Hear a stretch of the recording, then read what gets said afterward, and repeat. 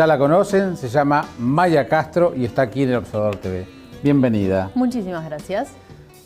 Querida Maya, ¿cuánto ha pasado desde que te hice la primera entrevista hasta ahora?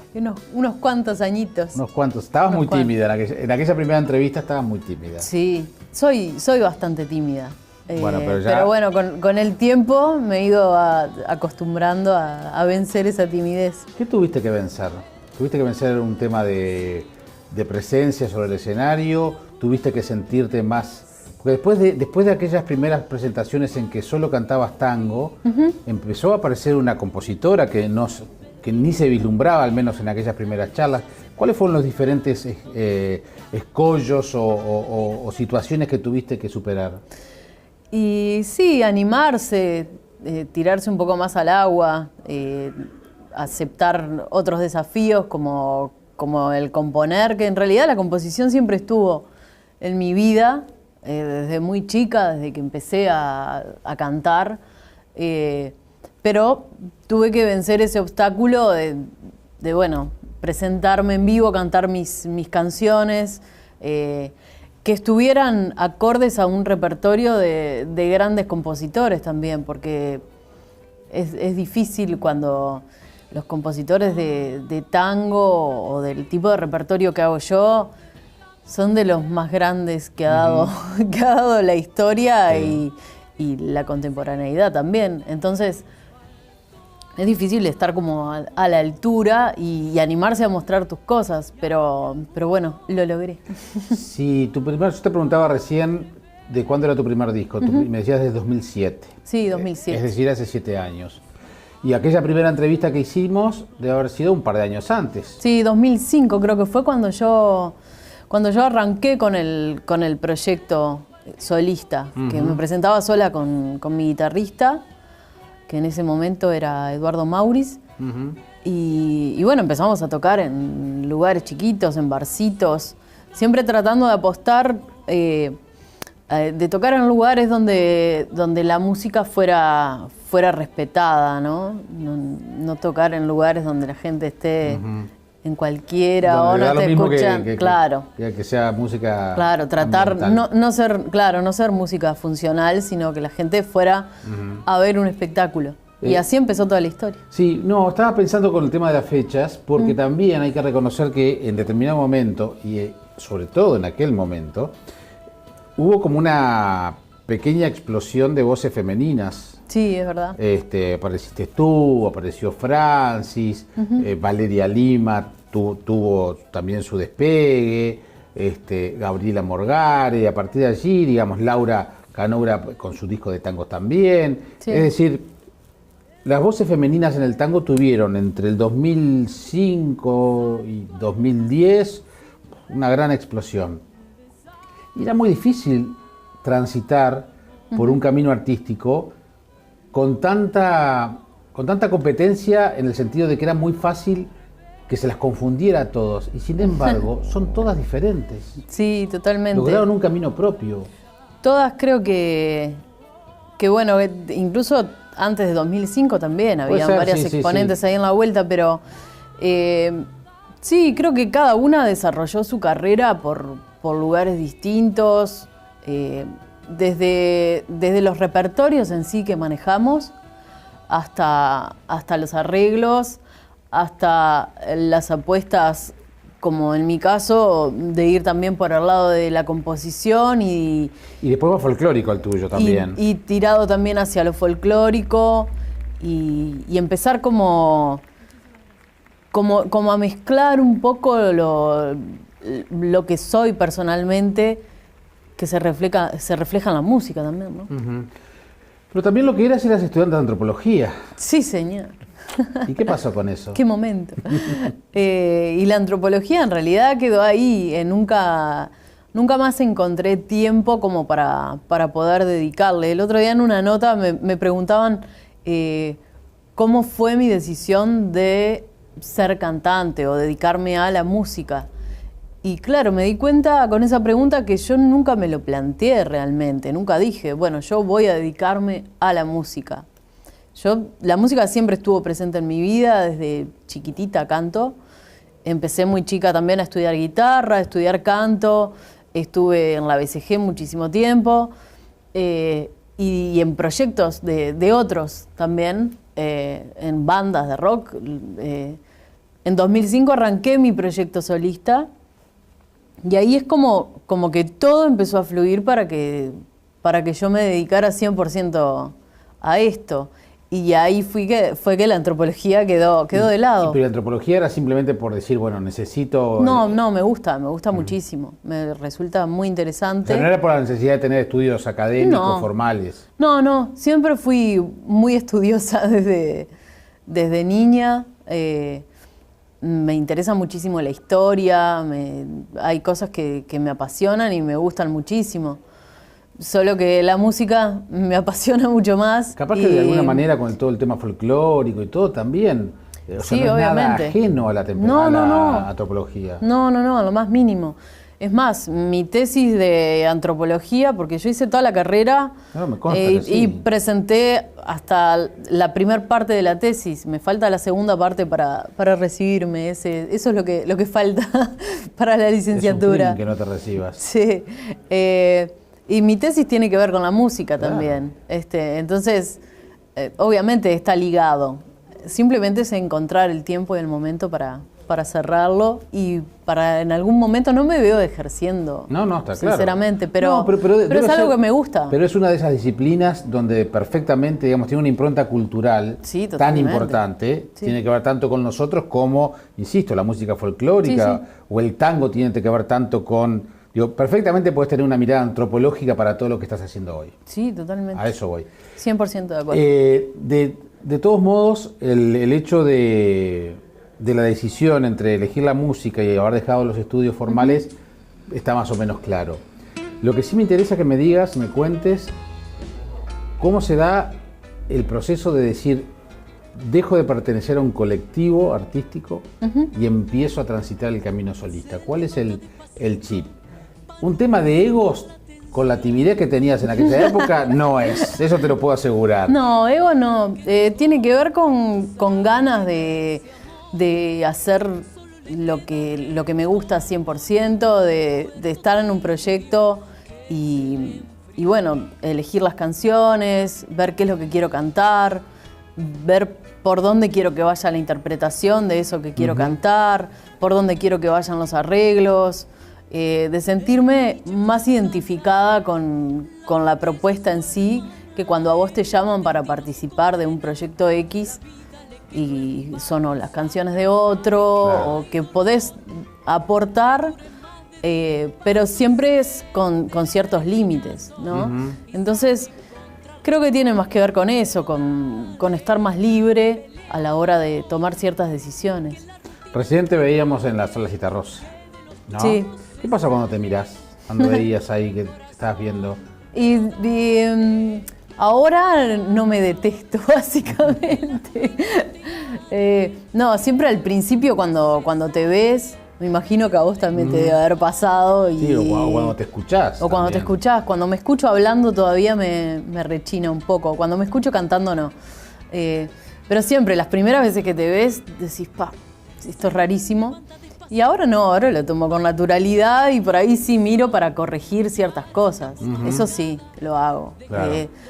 Ciertas quizás posturas que sería bueno que corrija o determinados movimientos mecánicos que tenés como internalizados que a veces tics que no te das claro cuenta. Que a veces no te das cuenta cuando los estás haciendo, claro, y cuando te ves decís, mirá lo que hago y yo no me daba cuenta. De todos modos, viéndote en ese video que veíamos, que era justamente la presentación de este disco, que lo que yo notaba era la fuerza que tenías y tiene muy poco que ver esa Maya Castro con la Maya Castro del 2005 y con la Maya Castro del 2006. Como que ahora estás con una presencia escénica impresionante. Sí, es que el adquirir cierta confianza en lo que vos estás haciendo y en lo que vos podés dar, te da esa soltura también arriba del escenario que te permite comunicar mejor las cosas y llegarle mucho más a la gente. Que eso para mí es lo que más importa en el arte, ¿no? En cualquier expresión artística, para mí Lo importante es que vos logres transmitir lo que querés transmitir. Después la gente lo interpreta Es un a proceso su personal. forma, pero sí poder transmitirlo y generar cosas en el otro. Ujú. Contame de este recital. Auditorio Nacional de la Reta, 18 y 19. 18 y 19 es en la sala Hugo Balso. Es una sala bien linda, entran unas 200 personas más o menos. Hacemos 2 fechas por eso. Y bueno, es como el cierre de este ciclo que empezó con un show en la Sala Citarrosa a principio de año. Después hicimos toda una gira por el interior, por distintas ciudades, en los teatros más importantes de esas ciudades. Nos fuimos de gira a Europa con 3 de mis músicos. Y bueno, esto es como el cierre del año. Va a ser el único show que voy a hacer en Montevideo con este espectáculo. Y bueno, voy a estar con toda la banda, que son los músicos que me acompañan siempre. Vamos a tener algunos invitados. Y bueno, es recorrer muchísimas de las canciones que están en este disco, presentar algunas canciones nuevas también, que no están grabadas todavía.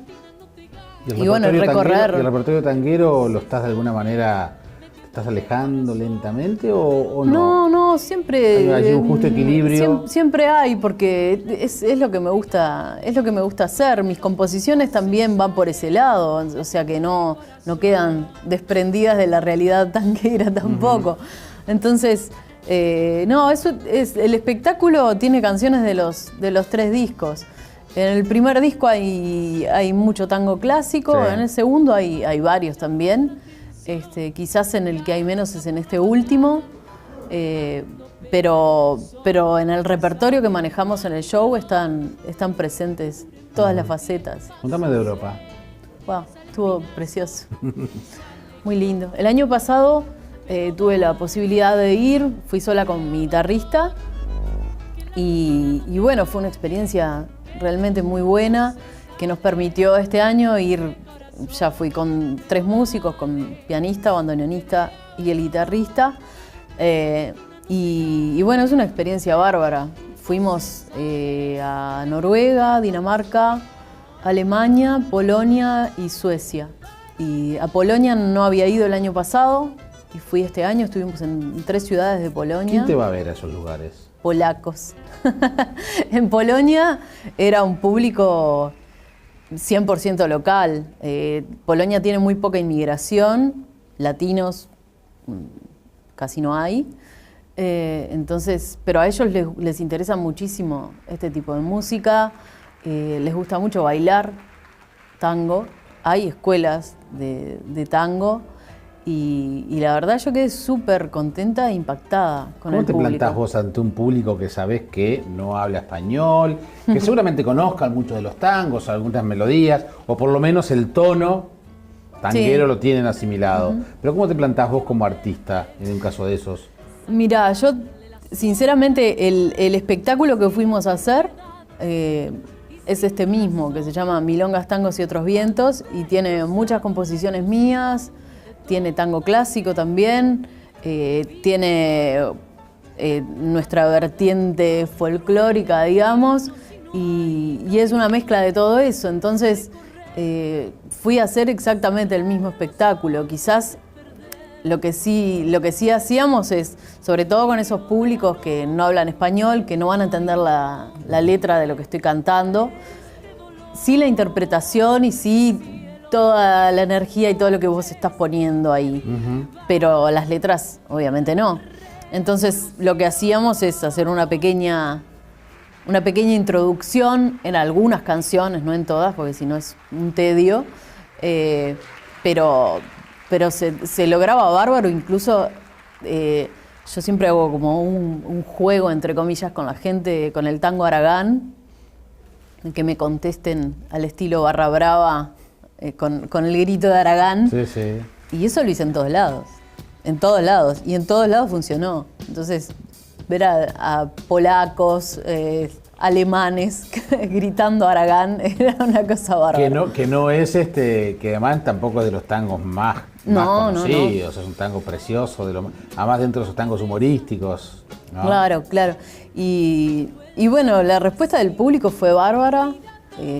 Por suerte ya tenemos invitaciones para poder ir el año próximo, así que bueno. Nada, súper bien, contentos con eso. Me decías que estos recitales, 18 y 19 de octubre en la Sala Hugo Balso del Sodre, cierran un ciclo. Sí. ¿Qué es lo que se abre ahora? Y bueno, pensar en un disco nuevo. Ya tengo algunas ideas bastante claras, algunas canciones también. Así que empezar a pensarlo con total tranquilidad y bueno, empezar a trabajar más sobre eso. Tengo también el proyecto para el año próximo para poder llevar este espectáculo hacia el norte del Uruguay. La gira que hicimos este año fue del Río Negro hacia el sur. Y bueno, a mí me encanta salir al interior, me encanta. Soy muy agradecida de poder hacerlo y la gente está muy agradecida cuando vas con un espectáculo, cuando vas con todos tus músicos. Nosotros hicimos una gira, éramos 10 personas viajando y pretendemos hacer lo mismo y llevarlo hacia el norte. Lamentablemente este año se nos terminó y no nos dieron los tiempos, pero sí bien a principio del año próximo queremos así darle como el broche de oro y cerrar en el norte. El teatro más lindo es el de San José igual, ¿no? El Maxi es precioso. Es divino. Es precioso. Sí. Pensá que fue el último lugar donde cantó Carlos Gardel. Sí, es verdad. Sí, fuimos al Teatro de Mercedes también, que es la ciudad donde nació mi madre. Mirá qué bien. Y yo nunca había cantado ahí. Y la verdad estuvo divino. Pero sí, la verdad el Teatro Mació, yo siempre que voy felicito a los Maragatos por ese teatro, porque realmente es bellísimo, pero además también suena bárbaro. Dicen que hablando en serio y sin chauvinismos, dicen que es de las mejores acústicas que hay. Sí, es un muy lindo teatro. Es más, tuve la intención en un momento de grabar un disco en vivo ahí, al final no lo pudimos hacer por temas de organización nuestro, pero bueno, era el lugar elegido. Me parece muy bien. No lo descartes. Hay una semana de tango en diciembre, clásica. Sí, yo estuve el año pasado ahí, en la semana del tango de San José. Vamos a ver.